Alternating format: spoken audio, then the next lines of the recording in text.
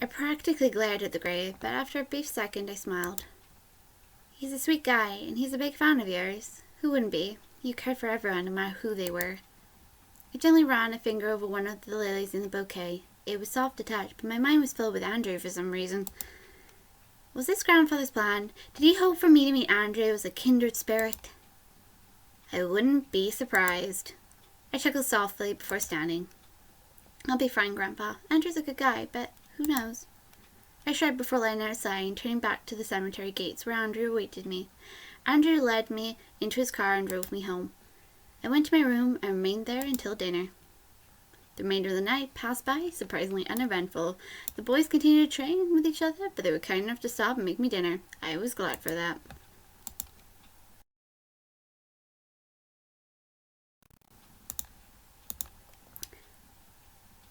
I stood shower and quickly got dressed, getting ready for school. I went over in my mind what had happened over the weekend, suddenly feeling weary.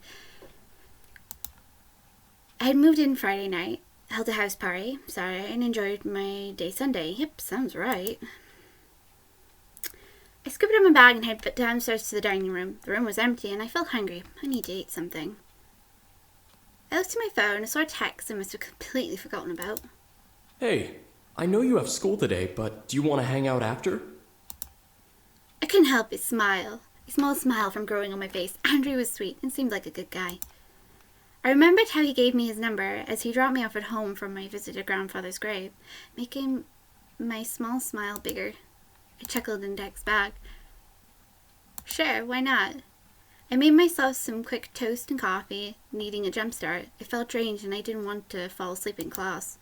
Something bothered me though. My house felt empty, or at least emptier than when I came for some reason. I couldn't put my finger on it, but it slightly bothered me. I finished my food and quickly rushed to the front, waiting for Naomi's car and confident that nothing was going to happen. I avoided talking about what had happened yesterday. I'd be riding with you guys from now on, to and from school. As we entered the school, we quickly gathered our things from our lockers and headed to class. There were no events to my surprise. Naomi and Suzu took their seats around me, Suzu in front and Naomi beside before the bell rang, and the class was graded by a teacher. History wasn't as boring as economics, but I still managed to space out in class just the same. I decided to keep my eyes to my notebook. I began to scribble round doodles. Something stuck out to me more than others. I had somehow managed to doodle a small bear with a heart on its stomach. I cracked a small smile at the image, imagining the heart lighting up on the paper as I pressed the eraser on my pencil on it. I remembered what had happened last week, slowly frowning at the memories of my grandfather. I guess it was still hard to let him go. To lose someone is never easy, but I knew that moping and letting his memory get to me wouldn't do any good. I felt as though that he was watching over me. As stupid as that may sound, I felt like I was somehow safe. Like it was okay to not focus on school or my future, just live in my own little world. I could be a little girl and draw pictures instead of plan out the rest of my life, and I'd be perfectly happy. Sadly, I knew that wasn't realistic. Graduation was slowly coming up, and my mind had wandered into the future once again. What was I going to do? It was hard to think about it. At this rate, I just wanted to wing it. No decisions had to be made ahead of time in my little world. No disappointments would come out of whatever I decided to do in my little world. Well, maybe I could have found a perfectly magical love in my little world, and life would just turn out like a dream. It was sad to think that my world wasn't real, yet my heart still wished that it was. It gently squeezed inside my chest, almost convincing me that the magic could be real. My mind knew better. I uttered a small sigh, letting my little world hide away in my thoughts as the class bell rang. Naomi and Suzu smiled at me, making me feel a little better. At least I still had my friends. I quickly gathered my things and left to my next class. Throughout the day, I found myself wondering about my future. What was I going to do now I was going to do it?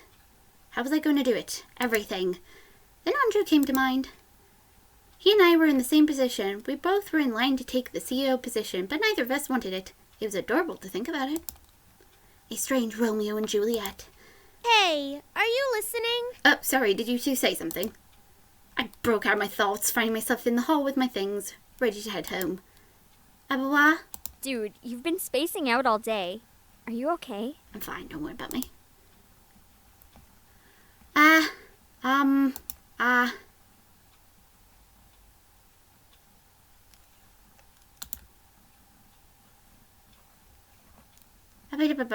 No, what do you mean? I'm spacing it.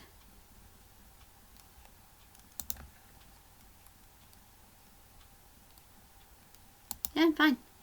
As I expected, Naomi and Suzu gave me disapproval looks. What's going on, Anderson? We're just worried about you. It's nothing really, it's... Before I could continue, I heard Lisette's cackle of girls giggling nearby. I prepared myself ready to fight Lisette or deal with another attack from her girly army before turning to the sound. I felt my face go red at the sight. Andre was standing in the hall smiling at me. The girls around him seemed flirtatious, but he only kept his eyes on me.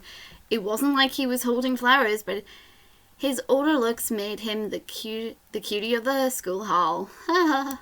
God. I will be honest, he was much more handsome than any guy in school. Andrew, hi.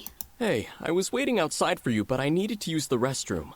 I hope you don't mind me coming into your school for that, right?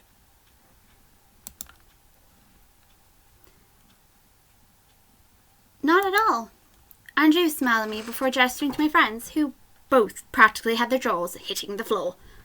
Close your mouths, girls. Seriously, don't gawk at people. And who are your friends? I'm sorry, they don't normally gawk. Oh, this is Naomi and Suzu. Pleasure. Yo. Yo. They looked at me, giving me their silent friendship. Oh my god, who is this hot guy and how do you know him? Look, I glared for half a second at each of them before smiling to Andrew. So you came to pick me up? Yeah, I figured I could drive you from school to wherever, you know? Save some time and stuff. Unless you don't wanna. No, it's cool. Just give me a couple secs, right? Alright? For sure. I'll be outside. Andrew smiled and gave a two-finger salute to me before heading out of the hall. The girls, like a gaggle of morons, followed. As I looked to Naomi and Suzu, they glared at me. What? How do you know that guy? When did you two meet? You've been hogging guys to yourself. It's not like that, okay? We met at the house party. My mom introduced us, and well, he's kind of nice. Naomi and Suzu raised their eyebrows at me in almost perfect sync. I sighed. Look, we're just friends, and he wants to hang out, so I said yes, okay? It's just for the day. It's nothing, really. Whatever you say. Just remember to use rubber. You guys! Before I could defend myself, Lisette strutted up to me, crossing her arms. So, who was that? A college boy? Back off, Lisette. I'm really not in the mood to hear your voice right now, and neither is Anderson. I just wanted to know. Can a girl be curious? Be curious, but don't pry. I could feel something go sour. Something wasn't right. Why was Lisette approaching us? She wasn't the type to talk to us freely. I looked around to see a small gaggle of her girls gather, glaring at my friends and me and ready to pounce. I also noticed that Suzu, Naomi, and I were cornered. What do you want, Lisette? Well, Anderson, I'm getting a little tired of this game. For years now, we've been at each other's throats. Excuse me? Shut it, Cappini. The point is, let's let go of the past, shall we? We're both different people, and we're gonna graduate soon. I don't want to graduate with bad blood between us. Almost like a cliche chick flick, Lisette held her hand out to mine with a smile. Was she joking? After all we'd been through, she plotted her girls to tease us, to make us miserable. She was the master behind any operation against me. Years of her trying to undermine me because we both were top of our class, and she wants to shake hands all of a sudden? This wasn't like her at all. I rushed my gaze over her, trying to see what was different. Was she just tricking me? Was she being held in some kind of knife point? My eyes landed on a small purple pencil sticking out of her pocket. For some reason it caught my eyes. I knew something was up with it, but it wasn't just a pencil. What could be up with a pencil? Which, of course, Naomi and Suzu and our main characters all seen that purple pencil, and it's to do with Diana, but still. Hello? Hello? I snapped out of my trance, looked up at Lisette, who was glaring at me. Rude. Are you going to shake my hand, or what?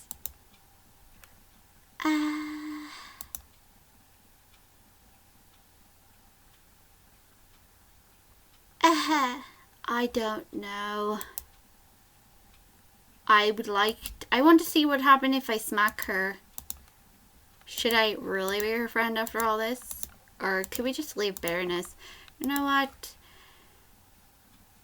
Slap her hand away. There was no way I was going to forgive her so easily. No, Lisette. You've been a bitch to me ever since we were young. You've been underhanding. And you gathered a little girl gang to harass me and my friends ever since middle school. What makes you think I'll shake your hand? Lisette glared at me, rubbing the hand I'd slapped. Listen, Anderson, I did all that to give you tough skin. Look at you now, standing up for yourself. And do you think bullying me justifies that?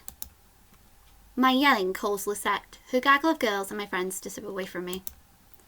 Bullying me may have given me tough skin, but it also gives me scrapes and hard times in places I'm supposed to be learning in. You were seduced with the idea of making yourself the most powerful girl in school, and the only ones holding you back from that were me and my friends because we didn't bow down to you and kiss your feet. But mostly you hated how I worked my ass off to get good grades and wanted me to topple over so I could cry and give up for your sick enjoyment and entertainment. I wanted to hit her. I wanted to. After all this times, she hurt me. She deserved to be on the floor. But I had a date to catch. I walked over and glared into Lisette's face, almost nose to nose with her. You're a bully, and you always would be one. I'm not going to shake your hand just because you want to forget that. And with that, I left the stunned Lisette. My friends, equally pissed, followed right behind me. I continued down the hall with Naomi and Suzu right beside me. So, what about this guy? You're going on a date? It's just hanging out. So we can come with, right? No way, Suzu. You have to babysit Francesca, and I have to go to a college interview.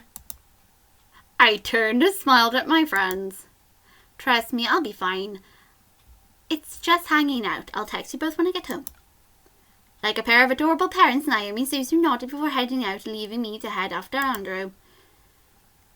I smiled to see him leaning against his car waiting. He seemed alright, and lucky he wasn't surrounded by girls. Andrew smiled and waved me over. I rushed over and smiled back. Hi. Hi. Like a gentleman, Andrew opened my door for me, gesturing me inside. I stepped inside and sat down before he closed the door and circled to get into the driver's side. Why has everybody got the goddamn same car?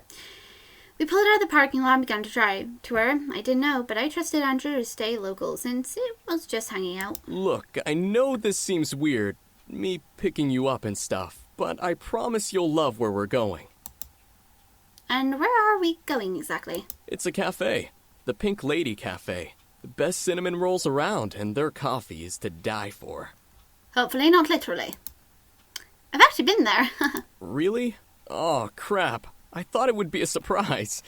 Damn. I laughed. He seemed to want to impress me. Why though? I let the idea slip as we went back into silence. It was peaceful, but at the same time I didn't know how to talk to Andrew. The only thing that connected us was the company of my grandfather. He was funny, sure, but he was still somewhat a stranger.